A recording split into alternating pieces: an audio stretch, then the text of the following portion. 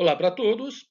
Esse é o trabalho final do curso de Eficiência Energética, um curso de replicadores projetado para docentes. Este curso foi realizado nos espaços do Instituto Federal de Educação, Ciência e Tecnologia de São Paulo, bem como no Liceu de Artes e Ofícios, contando com professores de ambas as instituições. E também sob o auspício da Enel, que tem o projeto deste curso, né, patrocinando-o. Eu agradeço a todos os envolvidos pela existência do curso. Esse trabalho foi realizado pelos professores Edson Dávila e Crônio Marins, que sou eu.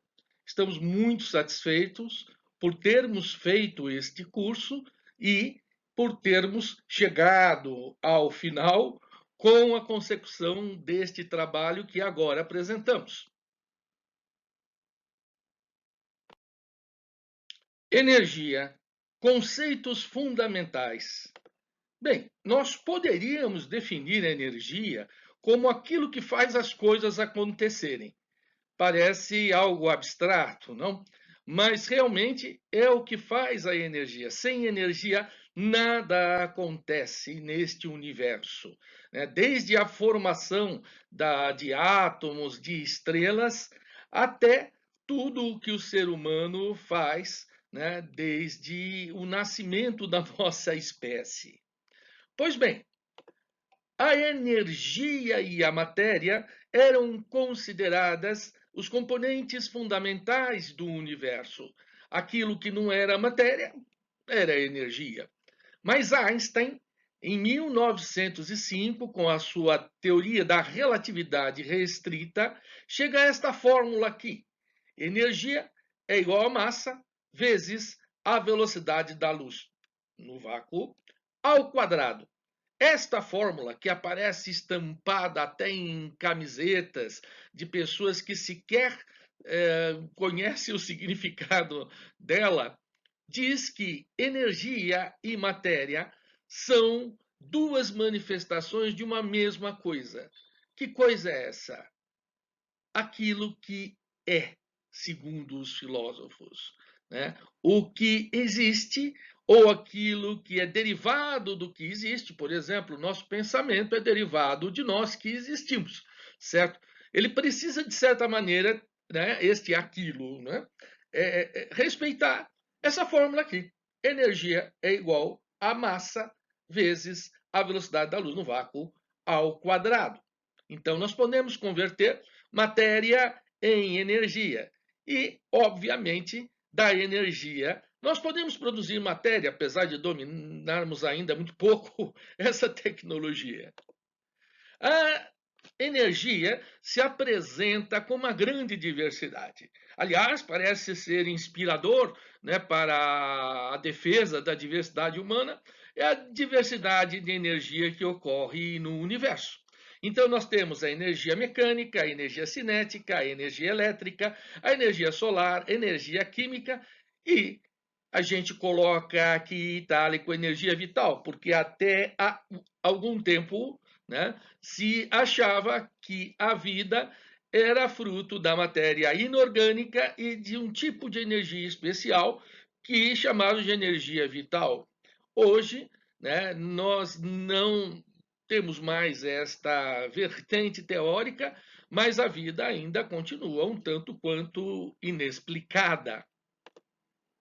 E nós temos que, para trabalhar com energia, necessidade de medi-la. E a unidade energética que vamos considerar nesse trabalho é o joule. Um joule, por definição, é a quantidade de trabalho produzido quando a aplicação da força de 1 newton a um corpo faz com que esse se movimente 1 metro. Portanto, um joule é igual a 1 newton vezes 1 metro. E isso nos sistemas de medida MKS, aquele sistema que considera como fundamentais as medidas de metro para espaço, quilograma para massa e segundo para o tempo. Energia, conservação e convertibilidade. Então, né, nós temos várias formas de energia e estas formas são intercambiáveis entre si. Né? As várias espécies de energia são convertíveis umas nas outras, havendo conservação na quantidade energética. Né? Essa é uma lei universal. Né? A quantidade de energia, entendendo-se aí a energia como conjunto da própria energia, mas a matéria, que seria a energia concentrada. Isso se conserva. Algumas conversões, né, para mostrar o quanto as energias podem ser convertidas umas das outras. Um joule, né, muito utilizado, por exemplo, quando trabalhamos com mecânica, é 0,2390 caloria. Muito utilizado quando trabalhamos com termometria. Né? Portanto, uma caloria é igual a 4,184 joules. Um joule por segundo, né? Nós trabalhamos muito com a energia que vai sendo despendida continuamente, então vamos utilizar aqui novamente o MKS. Um joule por segundo nós chamamos de watt.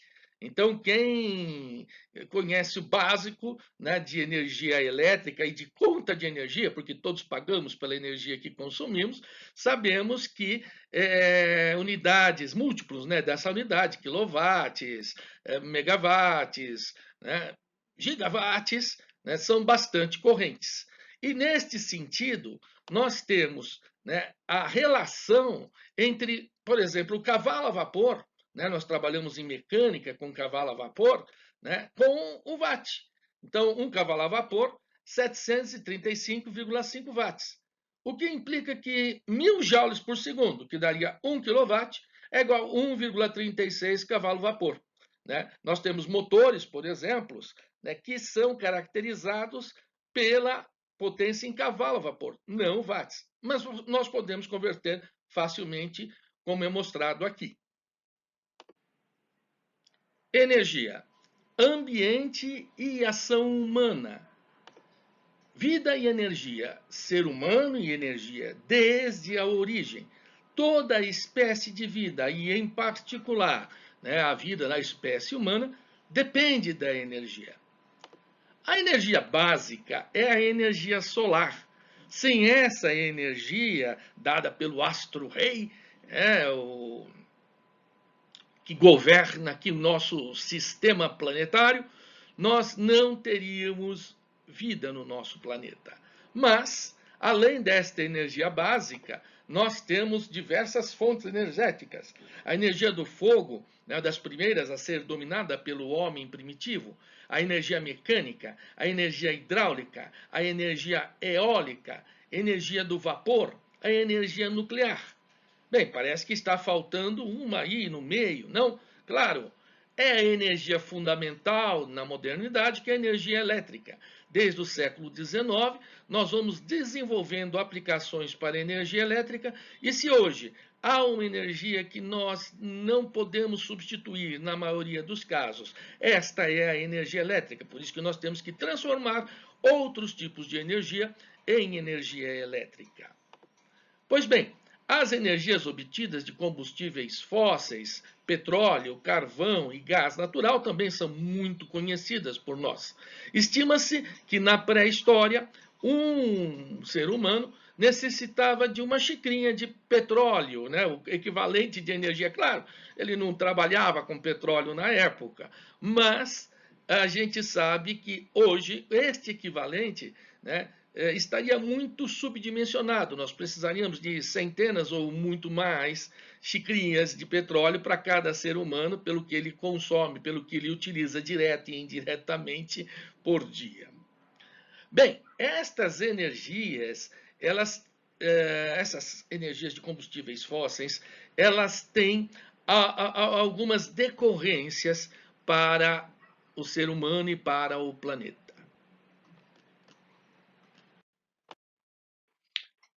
Crise energética e crise ambiental.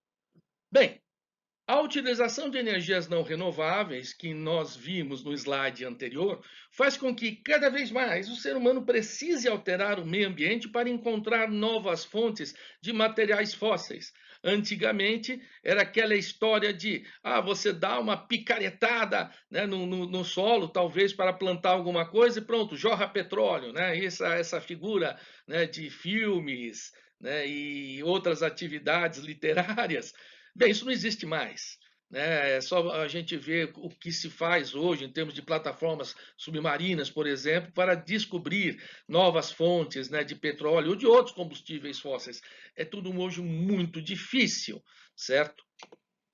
As fontes desses materiais, elas são finitas, e as perspectivas de esgotamento ou mesmo de restrições na oferta podem provocar crises econômicas de diferentes graus. É só lá o pessoal da OPEP dizer que vai limitar, né, a produção de petróleo e pronto, temos uma crise econômica mundial. É uma característica da nossa necessidade, da nossa dependência ainda desses combustíveis fósseis. No longo prazo, estas fontes realmente se esgotarão. Não tem muito o que fazer, certo? Quanto é que é esse prazo? 50 anos, 100 anos? Não interessa, tá? O que nós podemos dizer é que os netos dos nossos netos não devem ver o petróleo. Talvez petróleo seja algo de museu, por diferentes motivos, mas também pelo esgotamento, né, do petróleo ou do petróleo que possamos economicamente retirar da natureza. Então, a prospecção e manipulação dessas fontes, elas podem provocar desastres ambientais. E a queima de combustíveis fósseis joga enorme quantidade de carbono na atmosfera, gerando o fenômeno de aquecimento global.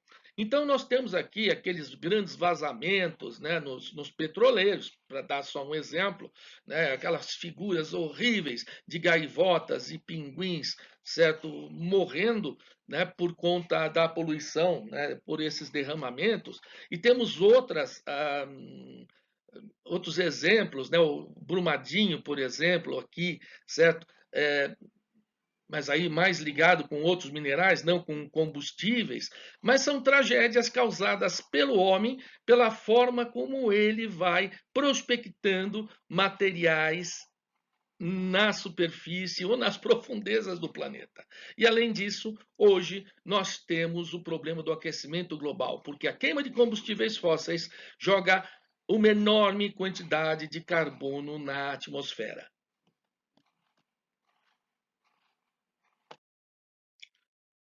As mudanças climáticas e as catástrofes ambientais. As consequências da utilização de fontes não renováveis de energia vão assumindo proporções planetárias, modificando o clima e tornando algumas ocorrências, como inversões térmicas nas estações, chuvas abundantes ou secas demoradas, queimadas naturais, furacões e outros fenômenos muito mais frequentes e violentos. Há muitos exemplos. Cada ano nós temos recordes de temperaturas tanto altas quanto baixas. Nós temos catástrofes como a catástrofe da inundação ali no Rio Grande do Sul nesse ano 2024 e muitos outros exemplos. Como resultado disso tudo, algumas áreas hoje densamente habitadas podem se tornar impróprias à vida humana. Outras áreas podem simplesmente desaparecer, como as litorâneas, e todo o planeta passar por mudanças que conduzirão a uma situação catastrófica para a nossa espécie. Né? Se você pensa e não conhece, né, gostaria de conhecer o Rio de Janeiro, tá? Apresse-se. Tá? Daqui a algumas décadas, talvez isso não seja possível. A mudança necessária de energias não renováveis e poluentes para energias renováveis e não poluentes. Né? A busca de soluções para procurar reverter ou, ao menos, minorar a crise ambiental passa necessariamente pela substituição das formas de produção de energia na matriz energética dos países. No Brasil, a alta disponibilidade de luz solar, a existência de regiões com ocorrência constante de ventos e a longa costa permite projetos que privilegiem formas alternativas de obtenção de energia solar, eólica, das marés e outras. E nós temos visto isso no Brasil. As tecnologias estão sendo desenvolvidas aqui, né, para a produção de energias limpas, as energias renováveis e não poluentes. Indo além da matriz energética, a eficiência na utilização da energia. Além da mudança nas fontes, também é importante a procura por eficiência energética, ou seja, melhores maneiras de utilizar a energia disponível. O estado tecnológico atual permite que tenhamos escolhas sobre equipamentos para iluminação, aquecimento ou outros confortos disponíveis a partir da energia. A troca de lâmpadas, transformadores, motores e outros equipamentos pode ter um impacto importante na eficiência e ainda gerar vantagens econômicas, o que é ótimo, muito importante, né, para convencer as pessoas a terem, né, estas mudanças aí na sua agenda. A mudança de hábitos também pode ajudar nessa busca por eficiente. Utilizar água menos quente para banhos e que estes sejam mais rápidos nas residências, bem como planejar melhor turnos de utilização de equipamentos que consumam muito energia nas indústrias, ações que podem ajudar muito.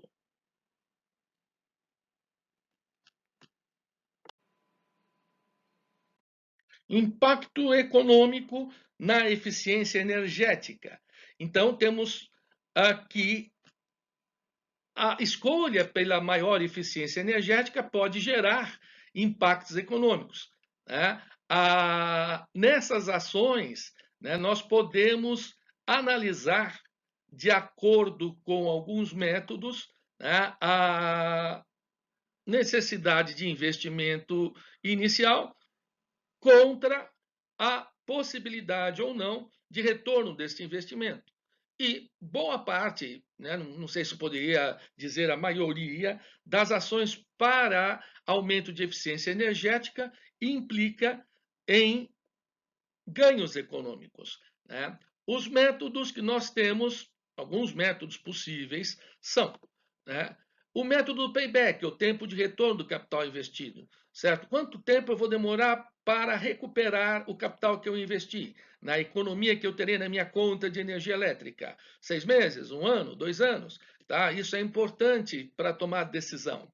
O método do valor atual líquido é a ideia de imaginar o valor do dinheiro hoje, certo? Porque o valor do dinheiro no futuro ele vai sendo cada vez menor. Então, se eu, por exemplo, tenho 10 mil reais hoje, é melhor do que 10 mil reais daqui a um ano, que é melhor do que 10 mil reais a cada 2 anos. Então, este método traz todo o fluxo de economia para uma mesma data, normalmente a data do investimento inicial. É o método do valor atual líquido. O método do valor anual uniforme equivalente, para comparar investimentos que tenham períodos de duração diferentes, né? É interessante pegar o valor atual líquido, né, e mostrar em um valor anual equivalente. Por exemplo, se um projeto tem 2 anos, né, outro tem 4 anos de durabilidade, nós queremos observar ano a ano, né, num fluxo equivalente, qual é melhor. E, finalmente, o método da taxa interna de retorno, o que significaria comparar o retorno dado pelo investimento em eficiência energética com o retorno de outros projetos econômicos. Por exemplo, colocar o dinheiro para render num banco, para render num CDB, ou para comprar ações e ganhar dividendos, certo? Este é o método da taxa interna de retorno.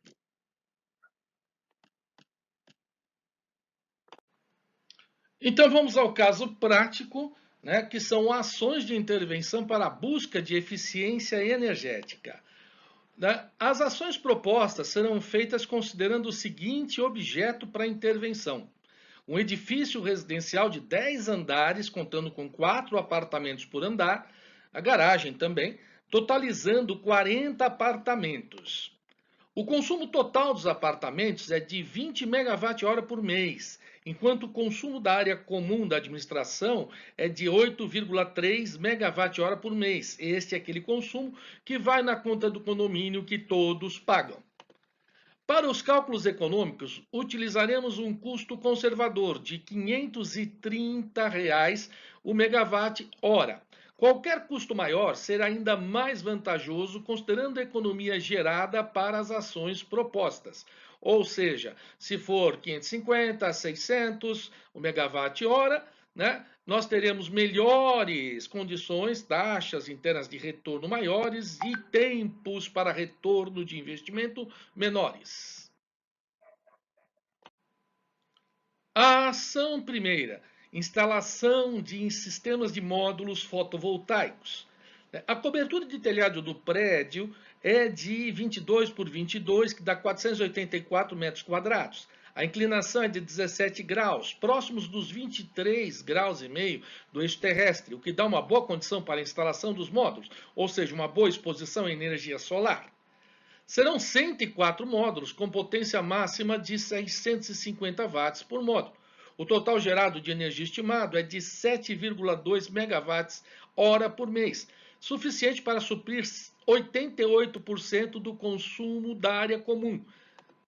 O investimento necessário estimado para a instalação é de R$ 152.504,43.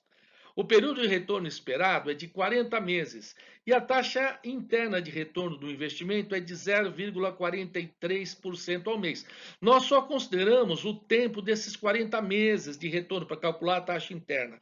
Se considerarmos a vida útil, né, desses painéis aí solares, né, essa taxa de retorno vai subir. O investimento é um investimento razoável comparado aí com poupança ou com aluguéis que você pode receber se tiver um apartamento alugado.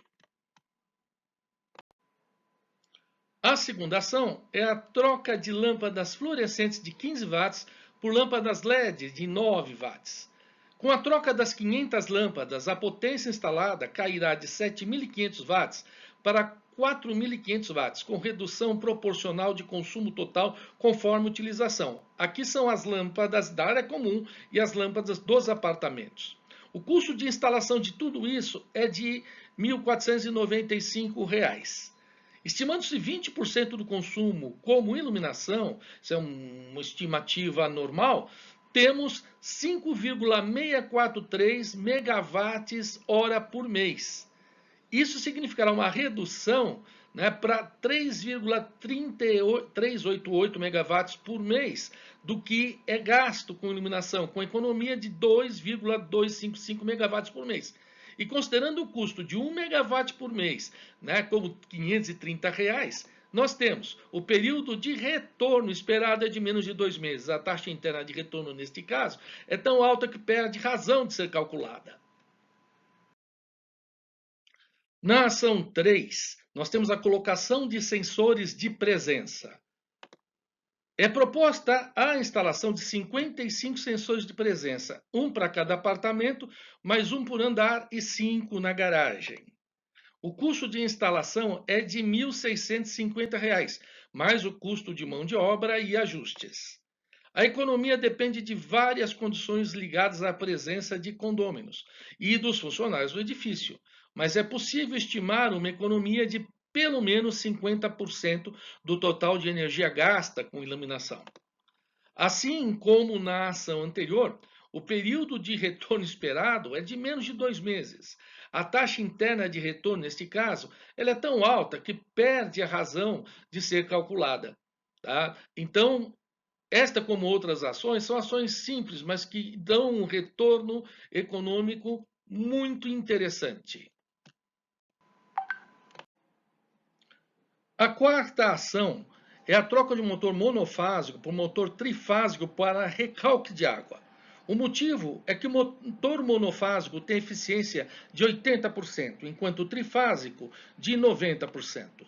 O consumo cairá de 1.074 para 985 kWh por mês, gerando economia de 89 kWh. A redução do valor da conta, considerando o preço do megawatt-hora de R$ 530, é de R$ 47,17 por mês. O custo do motor mais adaptação da rede de energia e mão de obra para instalação é de R$ 9.000, Portanto, o tempo de retorno nesse caso é de 190 meses e a taxa interna de retorno é muito baixa. No entanto, é interessante discutir a ação sob a perspectiva de ganhos ambientais. Obrigado pela atenção e vamos ser eficientes no consumo da energia.